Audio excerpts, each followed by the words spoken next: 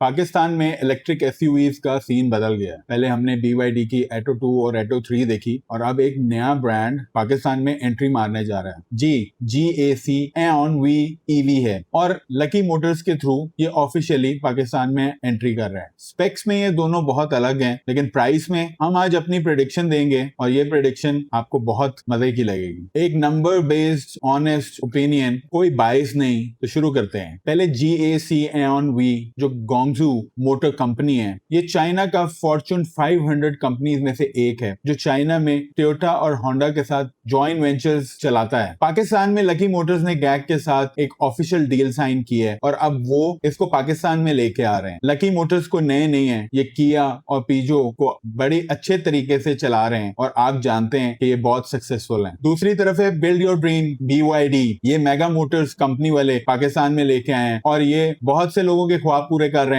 इनके प्रोडक्ट बहुत ही मजे के हैं और आज हम एक बहुत ही अच्छा कंपैरिजन वीडियो लेके आए हैं। एऑन वी की अभी ऑफिशियल प्राइस तो नहीं लॉन्च की गई, लेकिन आज हम एंड पे इसकी एक एक्सपेक्टेड प्राइस आपको जरूर बताएंगे, जिससे आप एग्री करेंगे कि अगर ये इतने की हुई तो बहुत अच्छा काम करेगी। तो जल्दी से पावर ट्रेन की तरफ चलते हैं, हेड टू हेड कंपैरिजन करते हैं। Aion V 201 braking horse power produce करता है, 240 न्यूटन मीटर टॉर्क है, 75.26 किलोवाट आवर की बैटरी है। इसकी EPA रेंज जो है वो 459 किलोमीटर है। इसकी DC फास्ट चार्जिंग की कैपेसिटी 180 किलोवाट है। ये 10% टू 80% 24 मिनट्स में कर देती है। इसका 0 to 100 7.9 सेकंड है और ये एक फॉरवर्ड व्हील ड्राइव है। एटो 3 जो है वो 204 हॉर्स पावर की है। उसका न्यूटन मीटर टॉर्क 310 है। उसमें 49.92 किलोवाट आवर की बैटरी है। उसकी EPA रेंज जो है वो 369 किलोमीटर है। DC फास्ट चार्जिंग की जो कैपेसिटी है वो 88 किलोवाट है। वो 10 to 80% जो है 35 मिनट्स में कर देती है। उसका 0 to 100 जो है वो 7.9 सेकंड है और वो भी फॉरवर्ड व्हील ड्राइव है। पावर में दोनों ऑलमोस्ट सेम है, एक 201 है और दूसरा 204 है। और जहां पे BYD ने इसको नेल किया है वो टॉर्क है, 310 newton metre torque versus 240 newton metre torque. BYD ने अपनी मोटर को ऐसे ट्यून किया है कि ये बहुत अच्छी पावर पंच टॉर्क निकालती है और एऑन वी वालों ने अपनी मोटर को रेंज कैपेसिटी के हिसाब से ट्यून अप किया है। ये ज्यादा अच्छी रेंज देती है। एक इंपॉर्टेंट चीज, दोनों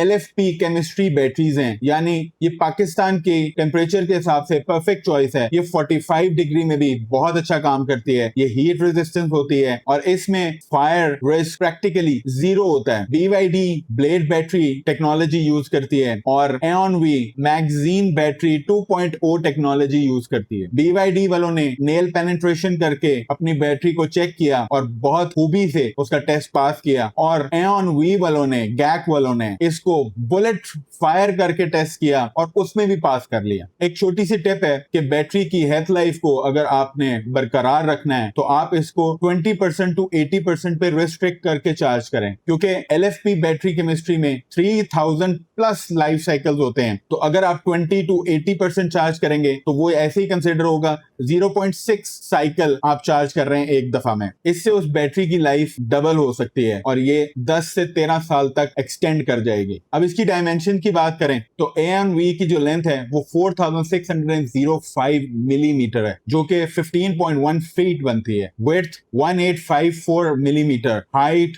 1686 मिलीमीटर, व्हील बेस 2775 मिलीमीटर और ग्राउंड क्लियरेंस जो है वो 166 mm है। इसकी बूट कैपेसिटी जो है वो 427 लीटर है। एटो 3 की जो लेंथ है वो 4455 मिलीमीटर है, यानी ये 14.6 फीट लंबी है। वेट जो इसकी है वो 1875 मिलीमीटर है। इसकी हाइट जो है वो 1615 मिलीमीटर है। इसकी व्हील बेस जो है वो 2720 मिलीमीटर है और इसकी ग्राउंड क्लियरेंस जो है वो 175 मिलीमीटर है। इसकी बूट कैपेसिटी जो है वो 440 लीटर्स है और ये दोनों 5 सीटर्स हैं। ग्राउंड क्लियरेंस के लिहाज से एऑन वी थोड़ी सी जरा कॉम्प्रोमाइज है। सिटी के लिए तो वो ठीक है, लेकिन अगर कच्ची पक्की रोड्स हैं तो थोड़ा सा एहतियात से चलाइएगा, वरना वो भी नीचे से लगेगी। अगर मैं इसके फीचर्स की बात करूं तो एऑन वी में 14.6 का एक इंफोटेनमेंट स्क्रीन आती है। इसमें पैनोरामिक रूफ है, 360 डिग्री कैमरा है, हीटेड सीटिंग है, वेंटिलेशन सीटिंग में है, एम्बिएंट लाइटिंग है। इसकी बहुत जबरदस्त एक चीज है कि इसमें बिल्ट इन फ्रिज आता है। आपको याद होगा फ्रिज वाली गाड़ी वो लोग मांगते होते थे, वो कौन सी गाड़ी में मांगते थे वो जरा प्लीज कमेंट में बताइएगा। इसमें मसाजिंग सीट्स है, इसमें बेड मोड है, आप सीट को ऐसे रिक्लाइन कर सकते हैं कि वो बेड बन जाता है। इसमें कार एंड वाईफाई है, एआई वॉइस है, मतलब वो बातें भी करेगी, हे बेब करके भी कहेगी, बस वो पता ना किसी को चले कि ये वो आपसे बातें कर रही। वायरलेस चार्जिंग है, V2L vehicle to load capacity है, wireless CarPlay and Android Auto है, ड्यूअल क्लाइमेट कंट्रोल एसी है,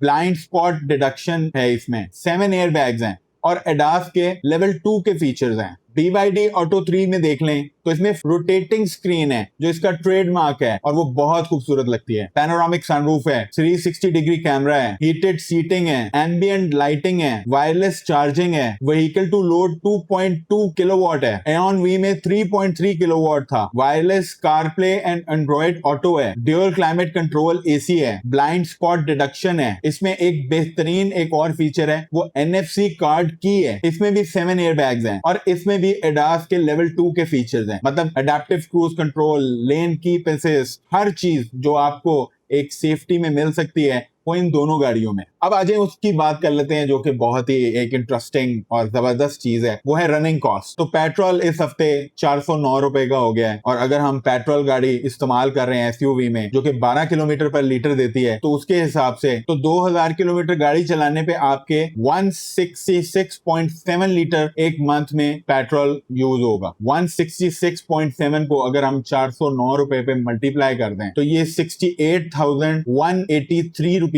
मंथली बनते हैं। पर किलोमीटर जो कॉस्ट है वो 34.09 रुपीज आने वाली है। एनुअली आपका 8,18,196 रुपए लगेंगे। 5 साल की आपकी रनिंग कॉस्ट जो होगी वो 40,90,980 रुपए होगी। अब एऑन वी की ग्रिड चार्जिंग पे देख लेते हैं जो कि हमें पता है कि वो 55 रुपए पर यूनिट चार्ज होता है। एक फुल बैटरी पे हमने EPA रेंज निकाली थी 459 किलोमीटर, तो 2000 किलोमीटर को अगर हम 459 किलोमीटर पे डिवाइड कर देंगे तो ये आता है 4.36 मल्टीप्लाई बाय 75.26। अब 2000 किलोमीटर के लिए हमें जो कॉस्ट आने वाली है वो 328.1 यूनिट आने वाली है। इशारिया से याद आया, वो शबलम भी कोई चीज होती है, वो मुझे अभी रिसेंटली पता चला है। शबलम किसको कहते हैं ये कमेंट में बताएं। तो 328.1 यूनिट्स को अगर हम 55 से मल्टीप्लाई कर दें तो ये आता है 18,046 रुपीज, यानी पर किलोमीटर आपको 9.02 रुपीज चार्ज होने वाले हैं। एनुअली आपका खर्चा 2,16,552 रुपए का होने वाला और 5 साल का आपका खर्चा 10,82,760 रुपए का होने वाला। यानी पेट्रोल के हिसाब से आपको जो मंथली सेविंग होगी वो 50,137 रुपए की होगी और 5 साल की ग्रिड पे चार्ज करके आपकी जो सेविंग बनती है वो 30,08,220 रुपए है। अब अगर आप एवियन वी को सोलर पे चार्ज कर रहे हैं और यार कर लो सोलर पे चार्ज,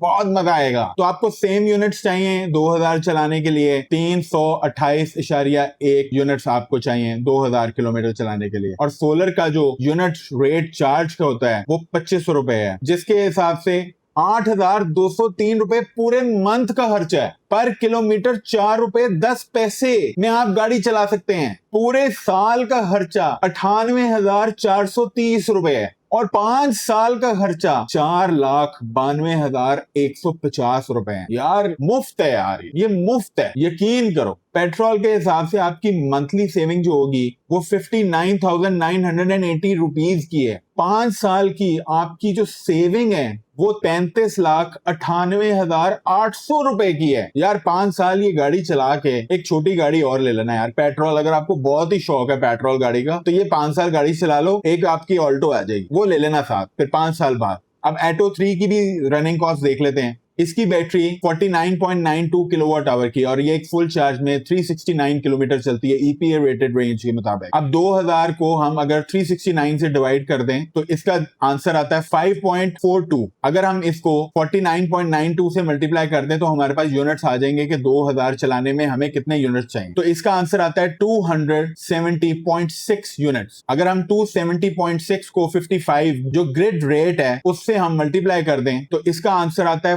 14,883 रुपीज मंथली चार्जेस हैं ये आपके। इसका पर किलोमीटर जो आपको कॉस्ट आने वाली है वो 7.44 रुपीज है। इसकी एनुअल जो आपको खर्चा आने वाला है वो 1,78,596 रुपीज है पूरे साल का खर्चा, और 5 साल में आपको 8,92,980 रुपए खर्चा आने वाला। यानी पेट्रोल से ये आपको पर मंथ 53,300 रुपए बचत करके देगी, और 5 साल में जो आपकी सेविंग होगी वो 31,98,000 रुपए होगी। और अब अगर आप BYD Atto 3 को सोलर पे चार्ज करते हैं, हाय हाय हाय हाय हाय हाय, तो 270.6 यूनिट्स को अगर हम 25 से मल्टीप्लाई करें तो जो मंथली आपकी कॉस्ट आएगी वो 6,765 रुपए है। 2,000 किलोमीटर चला रहे हो, 6,765 में पर किलोमीटर जो कॉस्ट है वो 3 रुपए 38 पैसे है। एक साल का खर्चा 81,180 रुपए है। 5 साल का खर्चा 4,05,900 रुपए है। पेट्रोल की निस्बत अगर हम इसको कंपैरिजन करें तो आपका मंथली जो सेव होने वाला है वो 61,418 रुपए है, और 5 साल की सेविंग पता कितनी है? 36,85,000 रुपए। यार कोई शौक पूरा कर लेना, थाईलैंड हुआना, बाली हुआना, गाड़ी ले लेना, बाइक ले लेना, कोई स्पोर्ट्स कार छोटी मोटी ले लेना, पैसे बचा लो, कुछ और कर लो। ये बात अगर आपकी बीवियों को पता चल गई ना तो ये भी पैसे नहीं बचते। ये मैं आपको बता रहा हूं, उनसे छुपा के ये डिसीजन ले लें, वरना आप मॉल्स में नजर आएंगे, क्योंकि पैसे अगर आपके पॉकेट में होंगे तो बचेंगे तो नहीं। अब रनिंग कॉस्ट में एऑन वी थोड़ी महंगी तो है, लेकिन उसमें आपको एक एक्स्ट्रा माइलेज मिलती है। उसकी जो EPA रेटेड रेंज है वो 459 किलोमीटर है। अगर आप लॉन्ग ड्राइव पे जा रहे हैं या लाहौर टू इस्लामाबाद ट्रेवल कर रहे हैं तो आपको रेंज एंजाइटी नहीं होगी। आप एक फुल चार्ज में लाहौर टू इस्लामाबाद कर सकते हैं, जो कि 380 किलोमीटर है। हाँ, Atto 3 में अगर आप जा रहे होंगे तो उसकी रेंज जो है वो 369 किलोमीटर है EPA रेटेड रेंज के मुताबिक।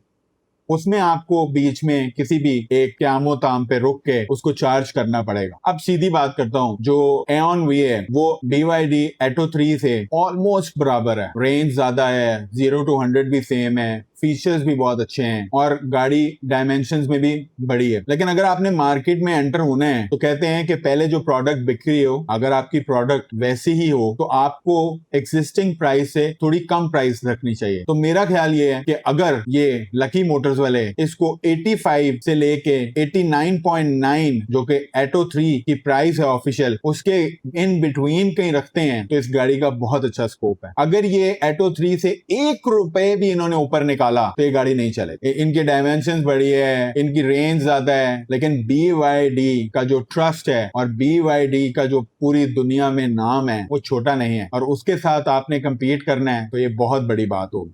गैक का भी छोटा नाम नहीं है, लेकिन पाकिस्तान में क्योंकि एक ये नई एंट्री है और यहाँ पे BYD ने अपना ट्रस्ट लोगों में बना लिया है, तो ये पाकिस्तानियों के लिए एक नई एंट्री ही है। आप मुझे कमेंट में जरूर बताइएगा कि अगर ये गाड़ी 85 से 90 लाख के दरमियान में आई तो आप कौन सी गाड़ी लेना पसंद करेंगे? आप एऑन वी को चांस देंगे कि आप BYD Atto 3 पे ही स्टिक रहेंगे? मैं आपके कॉमेंट का बहुत इंतजार करूंगा। अपना बहुत ख्याल रखिएगा। मैं हूं बिलाल शेख, आप देख रहे थे ड्राइव मी क्रेजी। अल्लाह हाफिज।